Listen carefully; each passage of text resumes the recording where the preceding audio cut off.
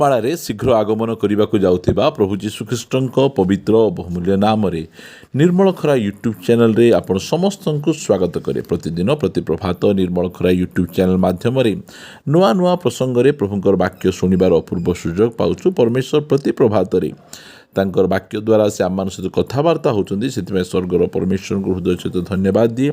ତା ସହିତ ଆପଣ ସମସ୍ତଙ୍କୁ ମଧ୍ୟ ହୃଦୟ ସହିତ ଧନ୍ୟବାଦ ଦିଏ ଯେ ଆପଣମାନେ ନିୟମିତ ଏହି ଚ୍ୟାନେଲ ଦ୍ୱାରା ପ୍ରସାରିତ ହେଉଥିବା କାର୍ଯ୍ୟକ୍ରମ ଗୁଡ଼ିକକୁ ଦେଖୁଛନ୍ତି। କେବଳ ଦେଖୁଛନ୍ତି ତାହା ନୁହେଁ, ଲାଇକ୍ ସେୟାର କମେଣ୍ଟସ୍ ଗୁଡ଼ିକ ଦ୍ୱାରା ଆପଣମାନେ ଆମମାନଙ୍କୁ ଅତ୍ୟଧିକ ପରିମାଣରେ ଉତ୍ସାହିତ କରୁଛନ୍ତି। ପ୍ରଭୁ ଆପଣ ସମସ୍ତଙ୍କୁ ପ୍ରଚୁର ଭାବେ ଆଶୀର୍ବାଦ କରନ୍ତୁ। ଆସନ୍ତୁ ଆଜିର ପ୍ରସଙ୍ଗ ନିକଟକୁ ଯିବା। ଆଜିର ପ୍ରସଙ୍ଗଟି ଏହି ପ୍ରକାର ଅଟେ, ଆଜିର ଯୁବା ଯୁବତୀମାନେ ପ୍ରଭୁଙ୍କ ଠାରୁ ଦୂରକୁ ଯିବାର କାରଣ। ଆଜିର ଯୁବା ଯୁବତୀମାନେ ପ୍ରଭୁଙ୍କ ଠାରୁ ଦୂରକୁ ଯିବାର କାରଣ। ଏହି ବିଷୟରେ ଆମେ ଅଳ୍ପ ସମୟ ଧରି ବାକ୍ୟ ଶୁଣିବା ପାଇଁ ଯିବା। ଏହା ଗୋଟିଏ ଗୁରୁତ୍ୱପୂର୍ଣ୍ଣ ବାକ୍ୟ ଅଟେ, କାରଣ ଆମେ ଦେଖୁଛୁ ଆମମାନଙ୍କ ଯୁବାପିଢ଼ିମାନେ ସେମାନେ ମଣ୍ଡଳୀର ଭବିଷ୍ୟତ, ସମାଜର ଭବିଷ୍ୟତ। ଆଉ ସେମାନେ ଯଦି ପ୍ରଭୁଙ୍କ ଠାରୁ ଦୂରକୁ ଯାଉଛନ୍ତି ତାହେଲେ ଏହା ସମସ୍ତଙ୍କ ପାଇଁ ଗୋଟେ ବିପଦଜନକ କଥା ଅଟେ। କ'ଣ ପାଇଁ ସେମାନେ ଯୁବା ଯୁବତୀମାନେ ପ୍ରଭୁଙ୍କ ଠାରୁ ଦୂରକୁ ଯାଉଛନ୍ତି? କ'ଣ କଲେ ସେମାନେ ପ୍ରଭୁଙ୍କ ନିକଟକୁ ଆସିପାରିବେ? ପ୍ରିୟମାନେ, ବାଇବଲ ଆମମାନଙ୍କୁ କହେ, ପ୍ରେରିତ ପୁସ୍ତକ 2 ଅଧ୍ୟାୟରେ 17 ପଦ, ଈଶ୍ୱର କହନ୍ତି, ଶେଷ କାଳରେ ଏପରି ଘଟିବ ଯେ ଆମେ ସମସ୍ତ ମର୍ତ୍ତ୍ୟ ଉପରେ ଆପଣା ଆତ୍ମା ବୃଷ୍ଟି କରିବା। ସେଥିରେ ତୁମ୍ଭମାନଙ୍କ ପୁତ୍ର କନ୍ୟାମାନେ ଭାବବାଣୀ କହିବେ, ଆଉ ତୁମ୍ଭମାନଙ୍କର ଯୁବାମାନେ ଦର୍ଶନ ପାଇବେ। ପ୍ରିୟମାନେ, ଏଇଟା ଆଉ ଶେଷ କାଳ। ଶେଷ କାଳରେ ପରମେଶ୍ୱର ଆପଣା ଆତ୍ମାକୁ ସେ ଯୁବା ଯୁବତୀମାନଙ୍କ ଉପରେ ସେ ଢାଳିବା ପାଇଁ ଚାହୁଁଛନ୍ତି, ଯେ ପ୍ରକାର କି ସେମାନେ ଭାବବାଣୀ କହିବେ, ସେମାନେ ଦର୍ଶନ କରିବେ, ଲିଡ଼ିଂରେ ଆସିବେ, ଆଗକୁ ସେମାନେ ସମାଜକୁ ନେତୃତ୍ୱ ନେଇ କଢ଼େଇ ନେବେ। ମାତ୍ର ସେହି ସମୟରେ ଆମେ ଦେଖୁଛୁ ଯୁବା ଯୁବତୀମାନେ ଧୀରେ ଧୀରେ ଧୀରେ ସେମାନେ ପ୍ରଭୁଙ୍କ ଠାରୁ ଦୂରକୁ ଯାଉଛନ୍ତି। ଏହାର କାରଣ, ଗୋଟେ ମୁଖ୍ୟ କାରଣ ହେଲା, ମଣ୍ଡଳୀ ପାଖରେ ଯୁବା ଯୁବତୀମାନଙ୍କ ନିମନ୍ତେ କୌଣସି ଯୋଜନା ନାହିଁ। ମଣ୍ଡଳୀ ଯୁବା ଯୁବତୀମାନଙ୍କ ନିମନ୍ତେ କୌଣସି ଯୋଜନା ସେ ରଖିନାହିଁ।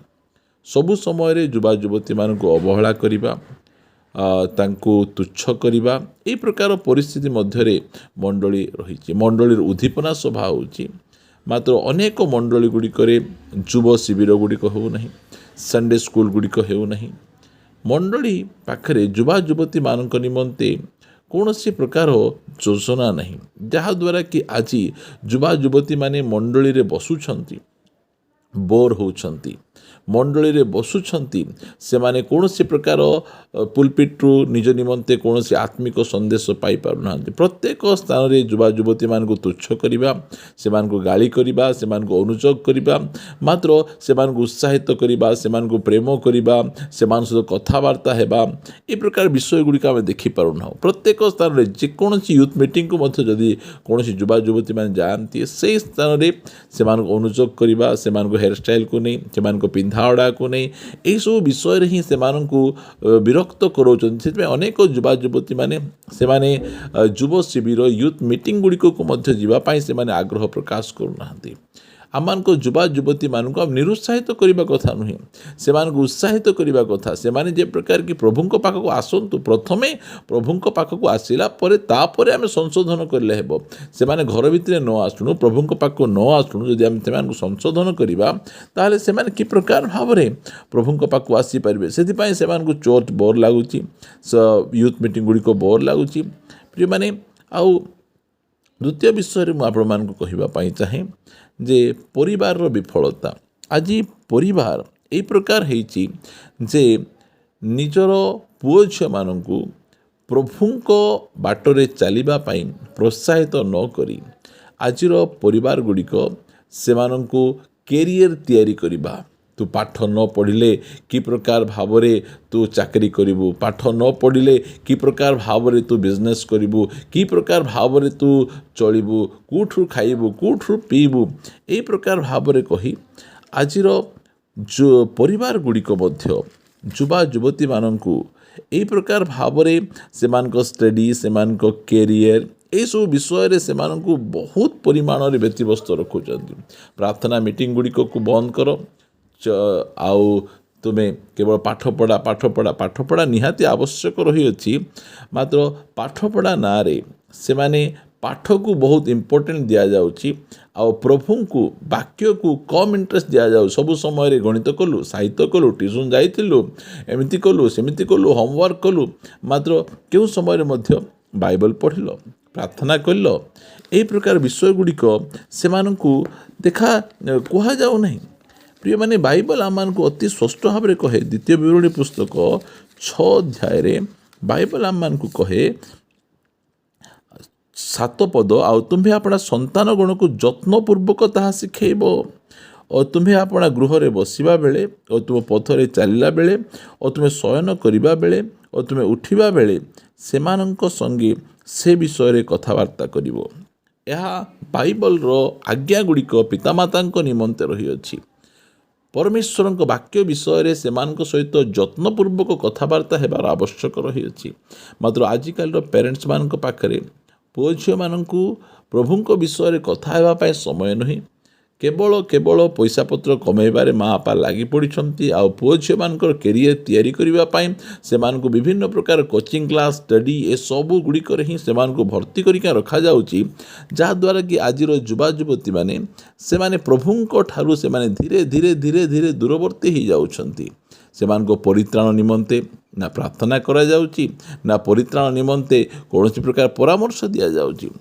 ପ୍ରିୟମାନେ, ଆମମାନଙ୍କ ମା' ବାପା ସେମାନଙ୍କ ଦାୟିତ୍ୱ ଗୁଡ଼ିକ ବୁଝିବା ନିହାତି ଆବଶ୍ୟକ ରହିଅଛି। ଶେଷରେ ଗୋଟେ କଥା କହିବା ପାଇଁ ଚାହେଁ, ଆଜିର ଯୁବତୀମାନେ କାହିଁକି ପ୍ରଭୁଙ୍କ ନିକଟକୁ ବା ପ୍ରଭୁଙ୍କ ଠାରୁ ଦୂରକୁ ଯାଉଛନ୍ତି? ଏହାର ଗୋଟିଏ ମୁଖ୍ୟ କାରଣ ଆଉ ଗୋଟେ ଅଛି, ଯେ ଜଗତର ଆକର୍ଷଣ। ଜଗତ ଯେଉଁ ପ୍ରକାର ଭାବରେ ଆକର୍ଷଣୀୟ ହେଇ ଯୁବତୀମାନଙ୍କୁ ନିଜ ଆଡ଼କୁ ଟାଣି ନେଉଛି, ଆଉ ଆମମାନଙ୍କ ଯୁବତୀମାନେ ମଧ୍ୟ ଜଗତର ସେ ଆକର୍ଷଣ, ଜଗତର ସେ ଷ୍ଟାଇଲ, ଜଗତର ସେ ଫ୍ୟାସନ୍, ଏହି ସବୁକୁ ଦେଖି ସେମାନେ ଜଗତ ଆଡ଼େ ଆକର୍ଷିତ ହୋଇ ସେମାନେ ଚାଲି ଯାଉଛନ୍ତି। ଏହା ଦେଖନ୍ତୁ, ଗୋଟିଏ ସେବକ ଯାହାକୁ କି ନିଜେ ପାଉଲ ବାଛିଥିଲେ, ଆଉ ସେ କ'ଣ କହୁଅଛନ୍ତି? ଦ୍ୱିତୀୟ ତିମୋଥୀ 4 ଅଧ୍ୟାୟର 10 ପଦରେ ଲେଖାଗଲା, କାରଣ ଦିମା ଏହି ବର୍ତ୍ତମାନ ସଂସାରକୁ ପ୍ରେମ କରି ମୋତେ ପରିତ୍ୟାଗ କରିଅଛି। ଦେଖନ୍ତୁ, ସଂସାରର ପ୍ରେମ ଆଜିର ଯୁବତୀମାନଙ୍କୁ ପ୍ରଭୁଙ୍କ ଠାରୁ ଦୂରକୁ ଟାଣି ନେଉଛି। ସଂସାର ଏତେ ଆକର୍ଷଣୀୟ ଭାବରେ ସେ ନିଜକୁ ତିଆରି କରିଛି। ପ୍ରିୟମାନେ, ଆମମାନେ ମଧ୍ୟ ସେହି ପ୍ରକାର ଆକର୍ଷଣୀୟ ଭାବରେ ପ୍ରଭୁଙ୍କ ବାକ୍ୟ, ପ୍ରଭୁଙ୍କର ଶିକ୍ଷା, ପ୍ରଭୁଙ୍କର ଜୀବନଶୈଳୀ ଯୁବତୀମାନଙ୍କ ଆଗରେ ରଖିବାର ଆବଶ୍ୟକ ରହିଅଛି। ଯେଉଁଠିକି ଆମେ ବିଫଳ ହୋଇଯାଉଛୁ। ଆଜି ସଂସାର ବହୁତ ଆକର୍ଷଣ ଲାଗୁଛି। ଚର୍ଚ୍ଚ, ସହଭାଗିତା, ପ୍ରଭୁ, ବାଇବଲ, ଏସବୁ ଗୁଡ଼ିକ ସେମାନଙ୍କୁ ଆକର୍ଷଣ ଲାଗୁନାହିଁ।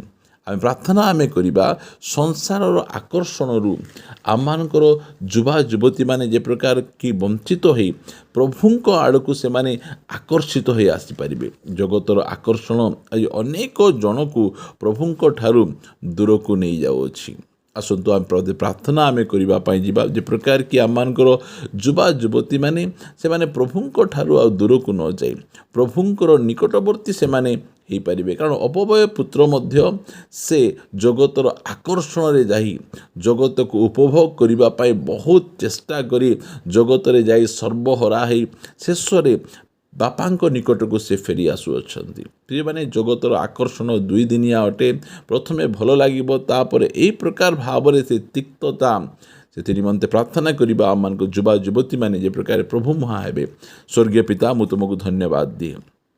ତୁମେ ଆମମାନଙ୍କୁ ପ୍ରେମ କରୁଛ, ସେଥିପାଇଁ ବାକ୍ୟ ଦ୍ୱାରା ତୁମେ ଆମମାନଙ୍କ ସହିତ କଥାବାର୍ତ୍ତା ହେଉଛ।